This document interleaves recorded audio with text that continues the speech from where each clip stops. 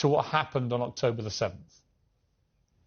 Oh, it was terrible, of course. I mean, we kind of get our news kind of also secondhand because, you know, my wife's family, they live in Gaza. They have cousins and uncles there, and their house also was bombed.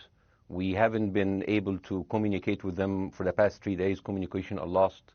So we don't know actually what is the, how are they doing, but, you know, we're used to that. I mean, it's just like, it's very repetitive. We're used to that. We're used to them being bombed every time and moving from one place to the other. You know, it's just like those Palestinians, they're very dramatic. Israel killing us. But they never die. I mean, they always come back. You know, they're very difficult to kill, very difficult people to kill. I know because I'm married to one. I tried many times, couldn't kill her. I mean, there's a dark humor there, and I understand why. Because no, it's not dark humor. I try to get to her every time, but she uses our kids as human shields. I can never take her out. Again, I understand the humor, but to be serious, Bassam, about this, tonight there is... I will be serious. Now, I will be serious. I was watching your interview with Ben Shapiro, and I'll tell you one thing. Yeah. I think that Ben Shapiro is one of the smartest people who ever walked this earth. He's very, very smart. I follow him, and I believe everything he said. And when he came on your show, his solution was, and I quote, his solution was that the solution for this is for Israel to annex Gaza and to kill as many son of bitches as possible to make sure that this will never happen again. And anyone who called for a ceasefire will be a terrorist sympathizer. So God forbid, I don't want to be labeled as a terrorist sympathizer. So I agree with Ben Shapiro. I think we should kill as many son of bitches as possible. Well, let me, so okay, far, but Bassam, let me... so far, 3,500 people were killed, including 5,000 son of bitches in the bombing of the Baptist hospital as we speak right now. 1/3 of those 3,500 were children. So my question to Ben Shapiro is, how many more son of bitches do we need to kill so Ben Shapiro is happy? Okay, because it changes from 1 year. It changes from one. I'm sorry that. Listen. I'm really at a disadvantage here. I'm looking at a camera. I don't see you. I can hear you on my ear. The reason I'm interrupting is I think you might be. I think you're conflating different interviews with Ben Shapiro. He didn't use the phrase "sons of bitches" with me. Let me play to you what he actually said on my show. He did. Go back to your interview. No, he didn't. That was another interview. But let me play what he said to me here. Well, frankly, I don't believe in proportionate response to terrorism. I believe that the way that you stop terrorism is with wildly disproportionate response. That doesn't mean in terms of targeting civilians. It means in terms of killing as many terrorists as humanly possible and allowing them to dictate the terms of engagement by hiding behind civilians in areas that they are supposedly responsible for means that the only option for Israel is to surrender to Hamas's hatred of its own citizens, its willingness to use its own children as human shields. No country worth its salt could ever do that. Now, that is substantively different to what you said he said, right? He's talking there but specifically about Hamas terrorists. I agree with him. The thing is, the question is, what is a proportionate response? Because it has been different from one tier to another. So if you look to this graph, for example, this is the death of Israeli and Palestinians, and it's changing from 1 year to year. It's like fluctuating like crypto. So my question is today, what is the going rate today for human lives? I mean, 2014 was a great year for Ben Shapiro. 88 Israelis were died, and there was 2,329 Palestinians killed on the other side. That is one Israeli for 27 Palestinians. That is a very good exchange rate. What I'm saying is, what is the exchange rate for today? You guys will be happy. That's my question. Well, it's not me, guys. I'm not on either side. No, not you. Like when I say you guys, I say like the people on the other side of that. I know that you don't think like that, Piers. You're one of the good guys. But let me tell you something. I mean, the reason that I'm using this is that, I mean, I can't remember what happened in 2014, and there was no music festival, but there must be something. I mean, they must do something. It is their fault. It has to be something. I mean, 2018, 300 Palestinians died. Who's counting, you know? So the thing is, what my question is, let's find what is the exchange rate for human life today so we expect the future death of Palestinians and will be happy to it. My response to that would be this, Bassam. I've thought carefully about this because I think it's very tricky for people like me to immerse ourselves into a conflict where we're not directly involved. And I thought carefully about what I feel about this. I feel that the scale of what Hamas did on October the 7th supersedes anything else I've seen in this conflict, really ever. the savagery, the butchery, the slaughter of 1,300 people, the shooting of babies, the 100%. Kidnapping of grandmothers, and so on. So if we can agree on that, which I think is inarguable, then the question then becomes, again, about proportion. I don't disagree that there's been a lot of bad stuff on both sides going back historically for decades. But if we agree that this was on a different level altogether, quite deliberately by Hamas, designed to provoke... No, here's my question. Let me ask you a question. And the question, because you raised it earlier about proportion. I honestly don't know what the proportionate response is. I honestly don't. I don't. I've been watching the airstrikes this week thinking... So what's your question? Well, I would ask you, if you were Israel, what would you... If I was Israel? If you were Israel and that had happened to you, what would you think would be the appropriate way for the country to respond?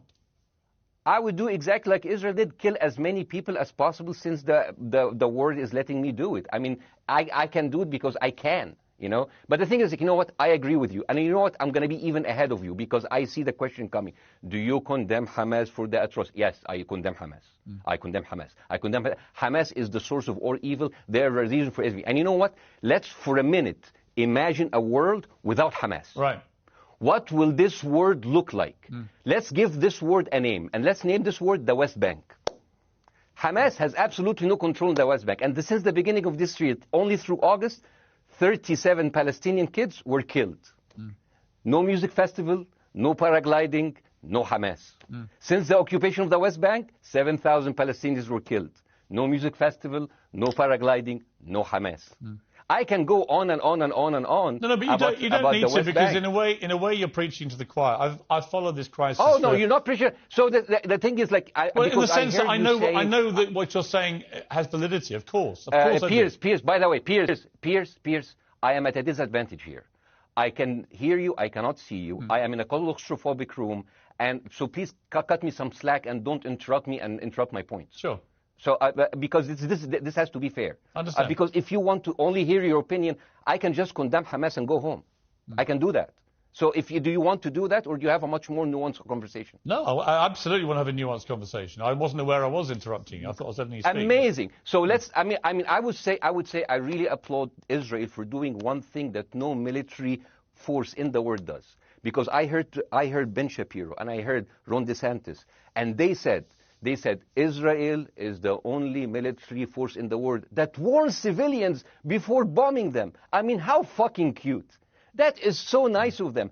Because with this logic, if Russian troops started warning Ukrainians before bombing their houses, we're cool with Putin, right?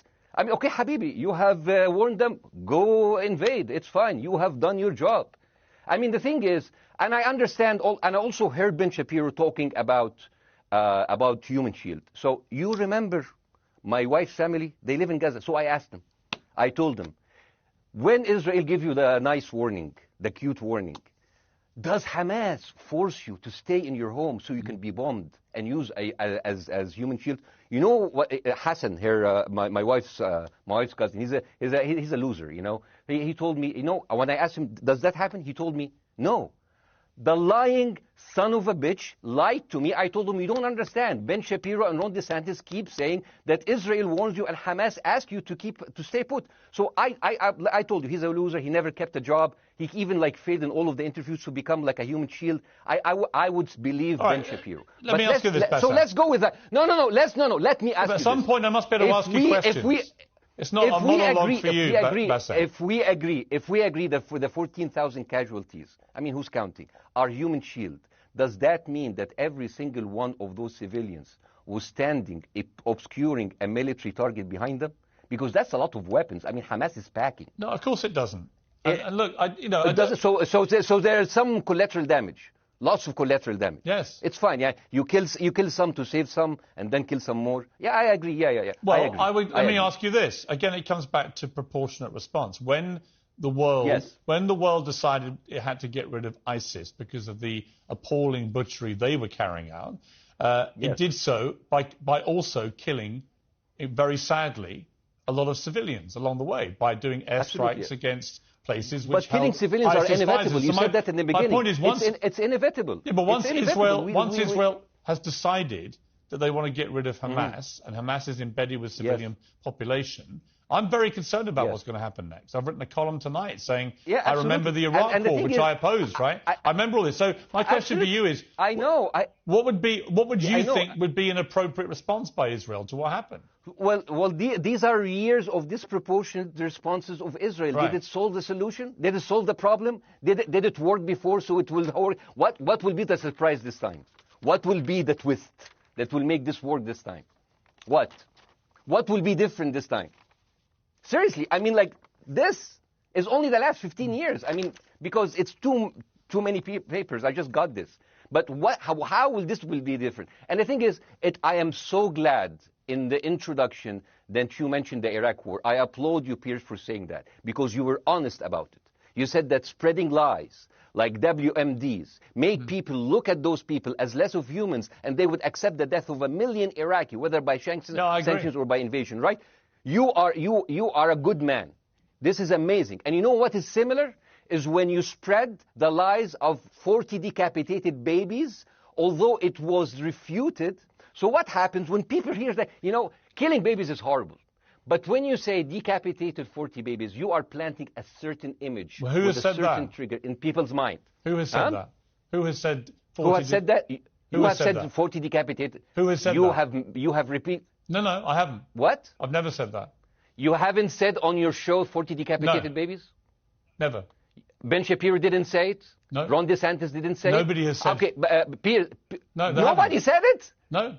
Oh, okay, maybe I am wrong. Decapitated. Here's you're wrong. I've never said that. The thing, what happened, no, you're wrong. But the thing is, when Iraq, the same thing is happening in Iraq. Ben Shapiro once tweeted, not even about Gaza, about the West Bank, when Israel continued to build the illegal settlement. He said, 2017, Israel likes to build things, and Arabs, not Palestine, not Hamas, Arabs like to bomb crap and live in open sewage. Yeah, I thought that was very the Israeli defense minister, he said, those are human animals. And the thing is, Ben Shapiro should know better, because, long before the Holocaust, before Jewish people were thrown in the gas chambers, the Nazi propaganda called them rats. Now, as a human being, I will never accept that another human being being thrown into a gas chamber. But a rat, kill 10, kill 1,000, 3,500. They are son of a bitch. They are human animals who live in open sewage and decapitate babies. And because of that propaganda, Mr. Morgan, that guy in Illinois, the 71-years-old guy, he killed, stabbing the 6-year-old Palestinian kid in Illinois 26 times. And he used to play with him. They used to be friends. But he went in, marching into their apartment, stabbing his mother and killing him, shouting, all Muslims could die. Yeah. It took you 80 years to change one word from Jewish to Muslim. And then you transferred your guilt to us and took away our land. Bessam, let me ask you a question. That deal sucks, man. Let me ask you a question. How do we get from where we are now to peace? Well, first of all, you need to change the perception. Nikki Haley, the American presidential candidate, said, we are in Israel in this because it's a fight between good and evil. Now, if you already decided someone is good, he can do no evil. And if you decided someone is evil, it's good to kill them. Killing them is good. You see, and the thing is, it is not like something new. I mean, I look at history and I see, I'm sorry to say this, but Westerners has always dealt like this with indigenous people. You first treated them like savages, Native American, First Nation, Aboriginal. They're savages. Kill all the savages. And then when they're almost extinct, you start feeling sorry for them, like animals. So maybe the solution is that we kill as many Palestinians as possible so the few of them that remains do not bother you. And maybe Netanyahu, when he lives for another 100 years, he'll become a tree hugger. Let me just challenge you on this. And he will campaign for preserving the three Palestinians. You keep talking about Westerners like me. Okay, so let me return the favor, okay? Hamas is dedicated to the complete eradication of Jewish people. I am not the spokesman for Hamas. I'm not saying you are. Why do you keep... I'm not saying you are. I'm not the spokesman. You're talking to me. I fucking hate them. Bessam, Fuck Hamas. Hamas. No. Are you happy? You're missing my point. You're talking in a generalized way about people in the West who always talk about Arabs as savages. I don't. No. I'm talking about America. I actually led the campaign. I led the media campaign in this listen, country against the Iraq War. Okay, so I don't see. I You don't are see one people of in the the good Middle ones, East as Piers. savages. You But what are I would one say of is, the good ones. but what I would say am not is, talking about you. You're great. no, it's not about me You're being amazing. great. We love you. It's about the way Hamas behaved on October the 7th was like savages, like a pack of savages. It was the worst atrocity against Jewish people since the Holocaust. There has to be, Of course. there has to be a response. And my They question should be to you eradicated. is, my question They to you should be is, killed until the last notwithstanding one the of history, Basim, what is the proportionate response? But I don't know. But there's no Hamas in the West Bank, and they're still dying there. So what's your excuse? I don't have any excuse. Okay, what's your explanation? Sorry, my earpiece went down.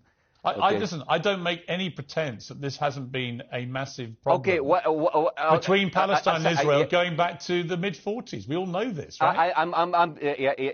Piers, listen. I'm not saying that you're making excuses, but if you are adopting a certain point of view, you have to at least defend it. I'm telling you, there is no Hamas in the West Bank. What is the excuse? Not your excuse. What is the excuse to kill those people? Well, listen, this question of proportionality is one that... No, answer my question. I've been answering your question. You answer mine. It's actually not my job to answer your questions. It's not. Okay, not your job. Not. I agree with you. I'm more interested in you, who has family in Gaza, who's an Egyptian in the Middle East, right? I'm more interested in what you have to say. Okay, I'm telling you.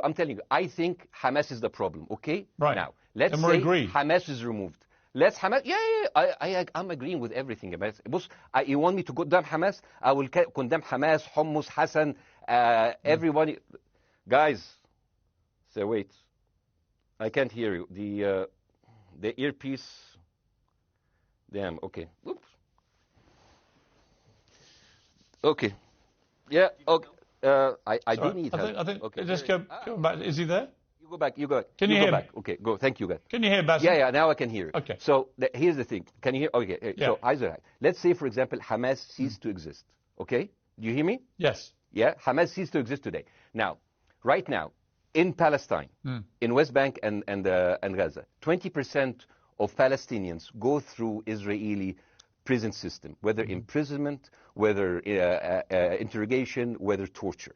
And the rest of them, they live a life of daily loss of land, of homes, of life, and they are suffocated by this. So let me ask you something. If you are a Palestinian living into these conditions for decades, would you sympathize with your oppressor, or sympathize with the people who claim they resist them even if they are terrorists? I have made no secret that I think the conditions Palestinians have had to exist under are completely unacceptable. I've said that for years. So the question then becomes, how do you forge peace between two warring parts of that region who for decades have approached peace, in my view, with mutual sledgehammers, with no actual desire to have peace? And I think it comes down in the end to great leadership. And I don't think there's great leadership. I don't think. Well, hang on. Let me make my point. I don't think there's great leadership on either side. Where is the Nelson Mandela figure here to come through all this hatred on both sides? Nelson Mandela. Yeah. Where is that figure? Nelson Mandela actually have criticized Israel for being a horrible state. All of the South African activists have actually called Israel. My point is about how he responded to a country that was so divided. Is a template for how you get to peace, isn't it? I haven't met Nelson Mandela, so I wouldn't know. But there is a point. There's a very important point here. I want to understand what is the logic of Israel carpet bombing Gaza. I mean, if there's a logic, if this will make Israel safe, I want to hear the logic. So if they continue bombing, what are they hoping to achieve? Well, I think we know what their stated aim is. Their stated aim is to eradicate and wipe out Hamas. They believe Hamas are living predominantly in northern Gaza. They also are aware they're living amongst civilians. So it's an incredibly difficult thing. As I said in my monologue, it is very, very difficult to see how they do this without massive collateral damage. So if I can understand this correctly, basically Israel is doing this to pressure the Palestinian community in Gaza to turn against Hamas. Is that right? I'm sure that's part of it, yes. That's part of it. So this is exactly what terrorist organizations do, because terrorist organizations will have no chance beating a whole nation in battle. So they terrorize and they kill the civilians in order to spread fear and terror so they can turn against their government to change their policy or to resign. You have just compared Israel with ISIS. No, I haven't. I don't see any comparison between It's Israel going to be and the ISIS. headlines tomorrow. Piers Morgan, no, Israel is ISIS. Lots of only amongst people who weren't listening. The comparison, which is more apposite, is ISIS and Hamas. They are both nihilistic terror groups intent on killing as many Jewish people and others as they can possibly kill. And you can't get peace with people like that. Absolutely. You know what? I'm going to do something that nobody done on your television. You know what I'm going to do on your episode? I'm going to pretend that I'm an Israeli citizen. I'm going to put myself in the place of an Israeli settler in the kibbutz. And I want to speak to my Prime Minister, Benjamin Netanyahu. Mr. Benjamin Netanyahu, I have voted for you because you have promised us peace and prosperity and security. On the 7th of October, those son of bitches Hamas, they went into the fence that is regularly heavily guarded. Usually if there's like a dove that comes close to it, it will be shot. Those people went in and they went for 6 hours before IDF forces was deployed, killing our friends, our families, kidnapping our grandmothers and babies, and went in. I want to ask you, Mr. Prime Minister, after you have fractured the Israeli community and you have fucked our courts, our Supreme Courts, what are you doing with the money being given to you, to the United States? Also, you are carpet bombing Gaza with absolutely no regard to our hostages, our people. I heard a rumor in the kibbutz that you're doing that you let that happen as an excuse to carpet bomb Gaza, so you push them into Sinai. And I didn't believe it. It's like, not my prime minister. He can never do that. And then I watched an interview for Danny Ayalon. He was your chief advisor. He was also the Israeli ambassador to the United States. And you know what he said, Mr. Prime Minister? He said that the solution for those Palestinians is to go into a vast land of Sinai and live into tent cities temporarily, temporarily, wink wink, until we build Gaza again, and then we invite you back. يعني عبط احنا بقى. يعني فاهمني؟ We've seen this movie before. So يعني, and when I saw this, I couldn't explain to my fellows in the kibbutz, how come our Israeli government is trading human lives for another piece of land? So as an Israeli citizen, I need to hold my Israeli government accountable. And as an American citizen, I want to know all of these money that we are giving to Israel. We're giving them $4 billion every year. Joe Biden said it's the best investment America ever done. Well, if I am in the place of Joe Biden, I would say, sorry, don't speak. I would say, if I was Joe Biden, I would go down and whisper in the ears of Netanyahu and tell them, I hate bad investments. They haunt me, like Littlefinger in Game of Thrones. But the thing is, this is the problem. Israel always victimizes itself, and I have never seen a victim putting their oppressor under siege and bombing them 24/7. Israel wants you to believe that they are the victim. Dealing with Israel is so difficult. It's like being in a relationship with a narcissistic psychopath. He fucks you up, and then he makes you think it's your fault. All right, you look at Israel as Superman, but they're really Homelander. Wallahi, they are shooting fish in a barrel, and they are annoyed with the splashes. Bassem, I want to say two things. One, if you could just slightly mind your language. We are uncensored, but if you keep swearing... I'm very sorry. We have to apologise to viewers who may be offended by that. I apologize. But I understand passions run high, so let's not get too bogged down about the odd swear word. I apologize to the viewers. I apologize to the viewers for my language. My second question is this. After the sight of dead civilians. After the break, we have the managing director of the Daily Wire, which is Ben Shapiro's company. We were going to interview him on his own, but he's happy to come on and talk with you directly if you are prepared to stay. Well, of course, I can stay, but again, I am in a disadvantage, and I would like to have my space to respond. Okay, we'll come back after the break. Because here's the thing. There's two things we're going to go to a break. All right. When we come back from the break, it'll be you and Jeremy Boring from the Daily Wire. I have news. We're taking a short break, Bassem. I'll be back. Hi, Jeremy. Please say hello to Ben Shapiro, and please tell him that I do think he is the smartest person to ever walk the earth. Thank you so much. So, as response to Jeremy, I agree with everything you said. I mean, what is disproportionate? I mean, he just used the examples from Second World War and America, showing that civilian casualty is, I mean, I heard his voice. He was very sad, and as he was telling us, it is so inevitable to kill so many civilians because it's something that we cannot avoid. I hear the sadness in his voice, and I know that it's a very difficult decision to kill all of these civilians because that's for a higher cause, and I understand. But my question, I have two questions. The question is, how can you justify the killing in the West Bank where Hamas does not exist? And if the disproportionate response during over all of these years have actually worked, what will be new this time that did not happen before? I just want to. That was my question. Okay, that Bassem, was my question. I'm gonna. Okay. So now, if I ask the question, can I say something on my side? Well, a little bit personal? Bassem, with respect, a little bit personal. Bassem, with respect, I gave you half the show to have your side. Jeremy's had a lot less time. I'm going to have to You move want me on. to leave? Bassem, I'm going to have to let you go because we've been on there with you for 40 minutes. Okay. Now. Bye bye. Right? But listen, bye. I would like to talk to you again, Bye-bye. and thank you for joining the program. I appreciate it. Oh, by the way, my wife's family is all right, and they sent us a house. It's bombed. It's beautiful. It's going to be a good like Halloween theme. So well, I'm very sorry for what your family are going through in Gaza, and I mean that very sincerely. By the way, I don't know. I don't know I don't know him. By the way, I haven't actually met them. They didn't even come to my wedding. They couldn't because they are stuck in Gaza, and she never saw them because Gaza is not a destination. Bassem, as I say, we hear their voices, and it's they die. It's fine. It's fine. Bassem, I wish your family all the very best. Thank you for joining me. I appreciate it. I don't. Thank you.